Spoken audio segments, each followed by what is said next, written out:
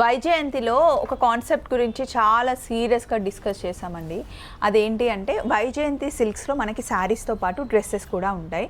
So మీరు బాగా support చేశారని చెప్పేసి 2 డ్రెస్సెస్ మీకు గిఫ్ట్గా ఇవ్వాలి ఎవ్రీ వీక్, అలాగే ఒక 3 శారీస్ మీకు గిఫ్ట్గా ఇవ్వాలి అని చెప్పేసి సుగ్మ గారు అలాగే నాగార్జున గారు డిసైడ్ చేశారు. బట్ ఏదో ఒక కాన్సెప్ట్ ఉంటే బాగుంటుంది అని చెప్పేసి అనుకున్నారనమాట. సో మేము ఒక భలే మంచి రోజు కోసం వెయిట్ చేస్తున్నాం. ఎవ్రీ వీక్ 1 డే పెట్టేసుకుంటాము. ఆ డే అంటే ఆ వీక్ మొత్తం మీరు కామెంట్స్ పెట్టి మీ డీటెయిల్స్ అన్నీ ఇచ్చారనుకోండి, అవన్నీ చిట్టీలు రాసి ఒక డ్రాలో మీకు చూపిస్తాను బౌల్.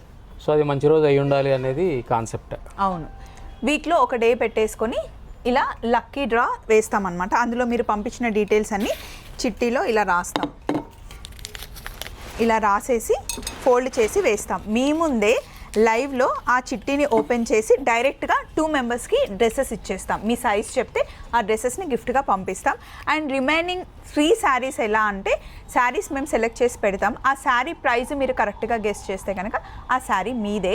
సో ఇది కాన్సెప్ట్ ఎలా ఉందో మీరు చెప్పండి. అది కాకుండా ఆ భలే మంచి రోజు ఎప్పుడు?